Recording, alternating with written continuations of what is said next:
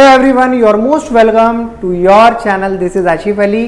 तो class 11th के मेरे प्यारे नन्हे मुन्नों, आपको पता है कि हमने फॉर्म्स ऑफ बिजनेस ऑर्गेनाइजेशन के अंदर कोऑपरेटिव सोसाइटी का टॉपिक स्टार्ट कर दिया था, बट आज की क्लास में मैं आपको कंटिन्यू कराऊंगा जो लास्ट में छोड़ दिया था। हम कोऑपरेटिव सोसाइटी के कुछ मेरिट्स और लिमिटेशन से आज की क्लास को शुरू करेंगे और इस पूरे चैप्टर को कर देंगे कंप्लीट। अगर चाहिए आपको नोट्स इस चैप्टर या इससे पहले पिछले चैप्टर जितने भी मैंने आपको करा दिए हैं, तो वीडियो के डिस्क्रिप्शन में मैंने आपको टेलीग्राम चैनल का लिंक दिया हुआ है। फटाफट से जाइए, ज्वाइन कीजिए और वहां से अपने सारे नोट्स डाउनलोड कर लीजिए। ज़्यादा समय ना खराब करते हुए आइए करते हैं वीडियो को शुरू। तो बच्चों, कोऑपरेटिव सोसाइटी तो आपको समझ आ गया था। अब देखते हैं मेरिट्स, इसके फायदे क्या होते हैं। तो वो सिंपल सा पहला है वन मैन वन वोट, यानी कि इक्वालिटी हमें देखने के लिए मिलती है कोऑपरेटिव सोसाइटी में। सिंपल, एक आदमी एक ही वोट दे सकता है। ऐसा जरूरी नहीं है कि किसी ने ज्यादा पैसा लगा रखा है तो वो एक से ज्यादा वोट देगा, बिल्कुल नहीं। इक्वालिटी होनी बहुत जरूरी है। दूसरा पॉइंट आता है बच्चों, stable existence separate from members, यानी कि अगर मेंबर आ रहे हैं तो भी अच्छी बात है, जा रहे हैं तो और अच्छी बात है। इससे कोऑपरेटिव सोसाइटी पे किसी तरीके का कोई फर्क नहीं पड़ेगा, वो बिल्कुल स्टेबल रहेगी। नेक्स्ट पॉइंट आता है बच्चों, गवर्नमेंट सपोर्ट, सरकार इसे सपोर्ट करती है। क्यों? टैक्सेस वगैरह नहीं लगाती, सब्सिडी देती है, लो इंटरेस्ट रेट पर सारे काम हो जाते हैं, तो गवर्नमेंट की भी इसमें सपोर्ट रहती है पूरी। Economy in operation low cost, यानी कि यहाँ पर जो मेन फोकस होता है वो सिर्फ पब्लिक के फायदे के लिए होता है। किसी तरीके का प्रॉफिट ना मिले चलेगा, लेकिन पब्लिक को सर्विस प्रोवाइड करी जाती है। नेक्स्ट पॉइंट आता है बच्चों, इसमें लिमिटेड, ये लिमिटेशन नहीं है, लायबिलिटी है। लिमिटेड लायबिलिटी होती है, अगर कल को लॉस वगैरह भी होता है तो किसी की पर्सनल कोई भी प्रॉपर्टी को हाथ नहीं लगा सकता। वो वाला सीन नहीं है अनलिमिटेड लायबिलिटी वाला, जो हमने पहले की कुछ टॉपिक्स में पढ़ा था। नेक्स्ट आता है इजी फॉर्मेशन, आसानी से बना दिया जाता है। इसका सिंपल रजिस्ट्रेशन वगैरह का प्रोसेस होता है, ज़्यादा पैसा भी नहीं लगता, इसको इजीली बना दिया जाता है। अच्छा, बनता है कैसे? Provision of cooperative society act 1912 इसके अंदर के तहत इसके कुछ प्रोविजंस यूज करे जाते हैं। बच्चों, इसके लिमिटेशंस क्या होती हैं? पहली लिमिटेशन आती है लिमिटेड रिसोर्सेज, जितने लोग उतना ही रिसोर्स, यानी कि जितने मेंबर होंगे, जितनी उनकी कैपेसिटी होगी फॉर्म के अंदर पैसा लगाने की, तो वो उतना ही लगा सकते हैं। नेक्स्ट पॉइंट आता है बच्चों, इनएफिशिएंट मैनेजमेंट। अब पैसा कम है, ठीक है, रिसोर्सेज पूरे नहीं है, तो हम एक्सपर्ट मैनेजर को हायर भी नहीं कर सकते जिससे कि बहुत अच्छा मैनेजमेंट रहे। यहाँ पर लिखा है they won't be able to hire experts manager. Next point आता है बच्चों, गवर्नमेंट कंट्रोल, सरकार का कंट्रोल ज़्यादा होता है, उसके ही रूल्स और रेगुलेशंस यहाँ पर फॉलो करने पड़ते हैं। हमें ऑडिटिंग करानी पड़ती है, जो भी चल रहा है उसकी ऑडिटिंग, और उसको सबमिट भी कराना पड़ता है। तो इसी की वजह से यहाँ पर किसी भी तरीके की सीक्रेसी नहीं रहती, लैक ऑफ सीक्रेसी यहाँ देखने के लिए मिलती है। यानी कि आप कुछ भी सीक्रेट नहीं कर सकते, आपको हर चीज़ डिस्क्लोज करनी पड़ेगी, बतानी पड़ेगी। नेक्स्ट पॉइंट आता है यहाँ पर difference in opinion of member. तो देखो, ऐसा भी होता है कि कभी ना मेंबर्स जो भी होते हैं कोऑपरेटिव सोसाइटी को बनाकर रखते हैं, उनके ओपिनियन हो सकता है अलग अलग हो, जिसके रहते लड़ाई झगड़े के होने के चांसेस बहुत ज़्यादा बढ़ जाते हैं। आगे देखते हैं बच्चों, टाइप्स ऑफ कोऑपरेटिव सोसाइटी, कितने तरीके की कोऑपरेटिव सोसाइटी होती है। तो बच्चों, पहली होती है कंज्यूमर, दूसरी होती है प्रोड्यूसर कोऑपरेटिव सोसाइटी, तीसरी है मार्केटिंग कोऑपरेटिव सोसाइटी, चौथी है फार्मर कोऑपरेटिव सोसाइटी। अब सबके बारे में देखते हैं होता क्या है। देखो, कंज्यूमर में कंज्यूमर से रिलेटेड चीजें सोची जाती है कि कंज्यूमर को कैसे फायदा पहुंचे। यहाँ पर सिर्फ कंज्यूमर के फायदे के बारे में बात होती है। इसमें करते क्या है ये कि बीच के जो मिडल मैन होते हैं ना, जो कंज्यूमर जो चीजों को यूज कर रहे हैं, इनको लाकर दे रहे हैं, उन मिडल मैन को बीच में से हटाया जाता है, जिससे कि उनका जो प्रॉफिट वो ले रहे थे वो खत्म हो जाता है और डायरेक्टली कंज्यूमर को माल लाकर बेचा जाता है, जिसको उसको सस्ते में माल मिलता है। परचेज गुड्स इन बल्क, और देखो कंज्यूमर तो कितने तरीके के, कोई थोड़ा लेगा कोई ज़्यादा लेगा, तो एक साथ कोऑपरेटिव सोसाइटी मिलकर खरीदती है और डायरेक्ट कंज्यूमर को देती है जितना उसको चाहिए। प्रोड्यूसर्स, यहाँ पर प्रोड्यूसर से रिलेटेड कैसे सोचा जाता है। देखो, जो स्मॉल स्केल के प्रोड्यूसर्स हैं ना, उनको एक साथ एकजुट करा जाता है। और जैसे मान लो आप कह सकते हो कि जैसे गांव के होते हैं ना बहुत सारे, दूध वगैरह का वो करके रखते हैं, फार्म वगैरह बनाकर रखते हैं, तो थोड़ा थोड़ा दूध एक साथ लाकर इकट्ठा करा जाता है, फिर उसको एक कंपनी के ब्रांड नेम के साथ बेचा जाता है, जैसे अमूल के नाम से बेचा जा रहा है। तो यहाँ पर प्रोड्यूसर की भी इस तरीके से हेल्प हो जाती है, ये भी कोऑपरेटिव सोसाइटी है। और मार्केटिंग वाले में क्या होता है कि मार्केटिंग में स्मॉल प्रोड्यूसर्स को इकट्ठा करा जाता है, जो छोटे छोटे लेवल के प्रोड्यूसर्स हैं उनको सपोर्ट करा जाता है, ठीक है, उनके सामान को इकट्ठा करके एक साथ बेचा जाता है, ट्रांसपोर्ट वगैरह वेयर हाउसिंग जैसी उनको फैसिलिटी प्रोवाइड करी जाती है। तो यहाँ पर मार्केटिंग की भी कोऑपरेटिव सोसाइटी इस तरीके से जो स्मॉल स्केल के प्रोड्यूसर है उनको हेल्प करती है। लास्ट आते हैं फार्मर को भी बेनिफिट मिलते हैं, रीजनेबल प्राइस पर अच्छी क्वालिटी के गुड्स उनको प्रोवाइड कराए जाते हैं। मॉडर्न टेक्नोलॉजी से जो भी कल्टीवेशन में हमें यूज़ कर सकते हैं, सीड्स, फर्टिलाइजर, वो उनको प्रोवाइड कराए जाते हैं। तो ये 4 तरीके की हमारी कोऑपरेटिव सोसाइटी होती हैं। चलिए इसके अलावा और देखते हैं आगे बच्चों।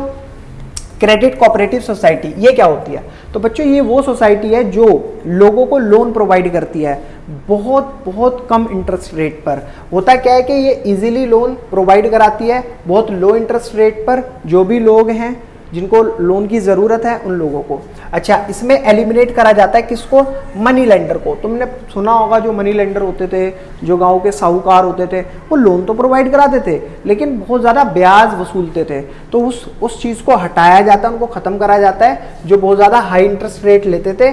फिर जो क्रेडिट कोऑपरेटिव सोसाइटी है ये अपनी एक सोसाइटी बनाकर लोगों को लोन प्रोवाइड कराती है, अपना जो भी इनके पास पैसा इकट्ठा होता है। नेक्स्ट पॉइंट आता है बच्चों कोऑपरेटिव हाउसिंग सोसाइटी। इसमें क्या होता है कि बहुत सारे लोग मिलकर एक जगह लेते हैं, प्लॉट लेते हैं, फिर उसको बनाने के लिए जो भी बिल्डर्स होते हैं उनको हायर करा जाता है, फिर उनसे वो प्लॉट बनवाए जाते हैं और क्या होता है वो बहुत सस्ते में काम करवा लेते हैं। तो जिससे कि लोगों को ना construct house at reasonable rate, कम से कम रेट में उनका हाउस बनकर तैयार हो जाता है। Member are people who want to residential accommodation at lower cost, जो कम से कम पैसे में रहने के लिए जगह मांगते हैं, ये उनके लिए करा जाता है। नेक्स्ट इंपॉर्टेंट पॉइंट बच्चों जॉइंट स्टॉक कंपनी। सवाल आता है, बिल्कुल आएगा आपके एग्जाम में, जॉइंट स्टॉक कंपनी क्या होती है?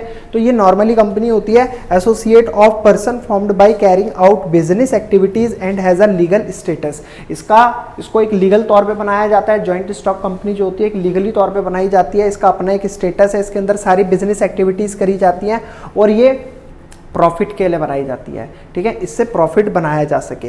ये सेपरेट लीगल एंटिटी है, यानी कि ऑनर अलग होगा और ये जो कंपनी खोली है ये कंपनी अलग होगी। यानी कि अगर इसके नाम का अगर कोई केस डाला जाएगा कोर्ट में तो कंपनी के नाम से डलेगा, ना कि ऑनर के नाम से डलेगा। इसके अंदर कॉमन सील, यानी कि इसका खुद का एक ठप्पा होता है, इसकी खुद की एक सील, सिग्नेचर होते हैं जिसको लगाया जा सकता है किसी भी डॉक्यूमेंट के ऊपर। नेक्स्ट परपेचुअल सक्सेशन, ये ऐसा बिजनेस है जो जब तक लीगली तौर पे चलना चाहे चल सकता है, इसको बंद नहीं करा जा सकता। अगर लीगली अगर कोई एक्शन लिया जा रहा है तो ही हम इसको बंद कर सकते हैं। बच्चों अगर वाकई समझ आ रहा है तो प्लीज यार वीडियो के कमेंट में कमेंट जरूर करते रहना। चलिए आगे देखते हैं। गवर्न बाय कंपनीज एक्ट 2013 के एक्ट के तहत इसको चलाया जाता है। ठीक है, और क्या होता है? The capital is divided into smaller part called share which is easily transferable in public limited. होता क्या है कि इसकी जो कैपिटल होती है ना वैसे ही नहीं होती, इसके जो शेयर होल्डर होते हैं जो उनको छोटे छोटे पार्ट्स में डिवाइड करा जाता है। मान लो एक शेयर है, ये कंपनी के नाम से एक शेयर बना दिया और कंपनी की मोहर वोहर लगा दी इस पर और बोल दिया ये शेयर कितने का है? ये एक शेयर 1000 रुपये का है। अब इसको मार्केट में बेचा जाता है, तो जब इसको पब्लिक खरीदती है, मतलब लोग खरीदते हैं, तो क्या होता है कंपनी की कैपिटल इकट्ठी होती है, तो वो जॉइंट स्टॉक कंपनी की कैपिटल का इस तरीके से इंतजाम करा जाता है। नेक्स्ट फीचर्स, इसके फायदे क्या क्या हैं बच्चों? आर्टिफिशियल पर्सन है, कोई एक इंसानी द्वारा बनाया हुआ एक आर्टिफिशियल पर्सन, कोड वगैरह की लॉ की नज़र में तो ये एक आर्टिफिशियल पर्सन ही होता है। सेपरेट लीगल एंटिटी, मालिक अलग होगा, कंपनी अलग होगी। फॉर्मेशन कॉम्प्लेक्स और एक्सपेंसिव प्रोसीजर के साथ होता है, इतनी आसानी से नहीं बनाया जा सकता।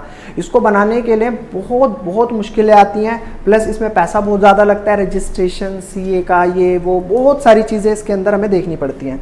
कंट्रोल क्या होता है इसके अंदर? जो भी कंपनी का बोर्ड ऑफ डायरेक्टर है, मैनेजमेंट के जो भी द्वारा अपॉइंट करा गया बोर्ड ऑफ डायरेक्टर, उसका कंट्रोल इस कंपनी के ऊपर होता है। परपेचुअल सक्सेशन, यानी कि जब तक आपका दिल करे आप उसको चलाते रहो। लीगली अगर इसको वाइंड अप के आदेश नहीं आए तब तक आप इसको चला सकते हो।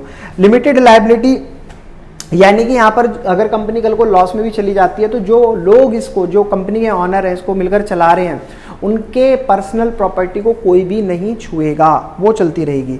Risk bearing evenly distributed among share holder, होता क्या है कि अगर कल को कोई नुकसान होता है या किसी भी तरीके का रिस्क है, वो सभी शेयर होल्डर्स के बीच में बराबर बराबर की हिस्सेदारी पर बांट दिया जाता है। चलिए जी और आगे चलते हैं बच्चों। मेरिट्स, फायदे क्या है? लिमिटेड लायबिलिटी समझा ही चुका हूं मैं आपको। लिमिटेड लायबिलिटी में होता क्या है कि कोई भी पर्सन किसी मतलब जो ऑनर है, कंपनी का ऑनर है, जितने भी ऑनर हैं, जो जो जिन्होंने कैपिटल इसके अंदर लगा रखी है उनकी पर्सनल प्रॉपर्टी को कोई हाथ नहीं लगाएगा। नेक्स्ट पॉइंट परपेचुअल सक्सेशन, ये देखो बार बार आ रहा है वर्ड, ठीक है, तो इसका मतलब कंपनी जब तक चाहे आप चलाओ, अगर लीगली उसको बंद नहीं करा जा रहा तो। नेक्स्ट आता है ईज ऑफ एक्सपेंशन, इसको इजीली बढ़ाया जा सकता है, पैसे की जरूरत है भाई, कंपनी को बढ़ाना है, शेयर मार्केट में इशू करो तो पब्लिक उनको शेयर को परचेज करेगी, कंपनी के पास कैपिटल आएगा और वो अपनी कंपनी को बढ़ा लेगी।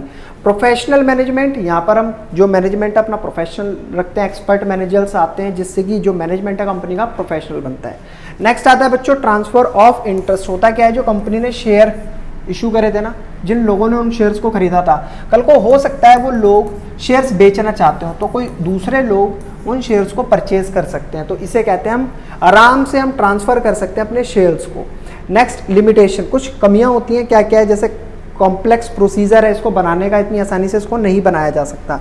लैक ऑफ सीक्रेसी, इसमें होता क्या है क्योंकि पब्लिक कंपनी है, अब सीक्रेसी तो नहीं रहेगी ना, वो तो मार्केट को हमें डिस्क्लोज करके दिखानी पड़ेगी। मैसिव रेगुलेशंस, बहुत ज़्यादा इसके अंदर रूल्स और रेगुलेशंस होते हैं जिन्हें फॉलो करना पड़ता है। नो पर्सनल टच, किसी भी तरीके का पर्सनल टच नहीं होता, किसका, ऑनर का और मैनेजमेंट का। भैया ऑनर होगा ऑनर, मैनेजमेंट अपने तरीके से काम करता रहेगा, कोई भी पर्सनल टच नहीं होता। डिले इन डिसीजन, देखो वोटिंग वगैरह की वजह से ना अगर कोई जल्दी से हमें एक्शन लेना, कोई डिसीजन लेना तो वो नहीं ले सकते।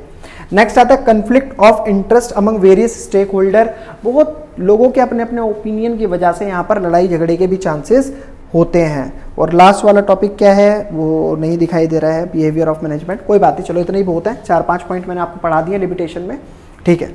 और चलते हैं आगे की तरफ, देखते हैं और क्या दे रखा है। अच्छा बच्चों, अब बताया कि प्राइवेट लिमिटेड कंपनी में और पब्लिक लिमिटेड कंपनी में क्या डिफरेंस होता है, तो सिंपल 4-5 पॉइंट है, बड़े आराम से समझ आ जाएंगे। प्राइवेट लिमिटेड कंपनी में जो ऑनरशिप होती है वो स्मॉल ग्रुप के जो शेयर होल्डर हैं उनकी होती है, जो भी कुछ लोग मिलकर बनाते हैं। प्राइवेट लिमिटेड कंपनी एक छोटे लेवल की कंपनी है, ज़्यादा बड़ी नहीं होती। लेकिन वहीं पब्लिक लिमिटेड कंपनी, ऑनर इसके अंदर पब्लिक होती है भाई, जिन्होंने शेयर खरीद रखे हैं, जैसे तुमने सुना भी होगा इस कंपनी के शेयर खरीद लो, उसके शेयर खरीद लो, तो जिन्होंने शेयर खरीद रखे हैं वो उस कंपनी का ऑनर बन जाते हैं। नंबर ऑफ शेयर होल्डर, इसमें मैक्सिमम से मैक्सिमम 50 शेयर होल्डर हो सकते हैं, लेकिन वहीं पर इसमें कोई लिमिट नहीं होती शेयर होल्डर की। नेक्स्ट पॉइंट आता है शेयर ट्रेडिंग, जो प्राइवेट कंपनी है उनको हम स्टॉक एक्सचेंज पर उनके जो शेयर हैं वो ट्रेड नहीं कर सकते, लेकिन पब्लिक कंपनी के आराम से कर सकते हैं, खरीद भी सकते हैं, बेच भी सकते हैं। रेगुलेशंस क्या होती हैं, ये कम स्ट्रिक्ट रूल और रेगुलेशंस के थ्रू चलाया जाता है। ये पब्लिक जो कंपनी होती है इनके ऊपर बहुत ज़्यादा रूल्स और रेगुलेशंस होते हैं, बहुत सख्त निगाहें होती हैं। Raising capital, limited option for raising capital, ज़्यादा ऑप्शन नहीं है, 50 लोग कंपनी के मेंबर हैं, क्या ही ऑप्शन होगा। इसके अंदर पब्लिक लिमिटेड कंपनी में बहुत सारे ऑप्शन होते हैं कैपिटल रेज करने के। नेक्स्ट रिपोर्टिंग रिक्वायरमेंट, ऐसी कोई रिपोर्टिंग रिक्वायरमेंट होती नहीं है, सिंपल रिपोर्टिंग रिक्वायरमेंट होती है इसमें, लेकिन इसमें रिपोर्टिंग रिक्वायरमेंट बड़ी फ्रीक्वेंट होती है, बहुत ज़्यादा कॉम्प्रीहेंसिव होती है, ठीक है। नेक्स्ट आता है प्राइवेसी, फाइनेंशियल इंफॉर्मेशन नहीं दिखाना चाहते, प्राइवेट रखना चाहते हैं भैया रोको, लेकिन पब्लिक कंपनी में फाइनेंशियल इंफॉर्मेशन पब्लिक को दिखानी पड़ेगी। इसमें टैक्स रेट क्या है, 17% इन्हें भी देना है और 17% इन्हें भी देना है। और टैक्स एग्जेम्पशन किस तरीके की होती है, इसके अंदर एलिजिबल होते हैं, जब ये स्टार्टअप करते हैं तो वहाँ पर इनको टैक्स एग्जेम्पशन मिल सकती है, लेकिन ये नॉट एलिजिबल, ठीक है, किसी भी तरीके की कोई टैक्स एग्जेम्पशन नहीं मिलती। चलिए इसके अलावा और देखते हैं बच्चों और क्या है नेक्स्ट पेज पर। अच्छा बस चैप्टर खत्म, इतने ही टॉपिक थे, तो मैंने पूरा का पूरा चैप्टर आपका कंप्लीट करा दिया है। बच्चों वीडियो पसंद आई तो प्लीज़ लाइक ज़रूर कीजिएगा, कमेंट भी कीजिएगा और अपने फ्रेंड सर्कल में शेयर करिएगा। अगर आप चैनल पर नए हैं तो चैनल को सब्सक्राइब ज़रूर कीजिएगा। फिर मिलेंगे आपसे अगली नई वीडियो में नए चैप्टर के साथ, तब तक के लिए धन्यवाद।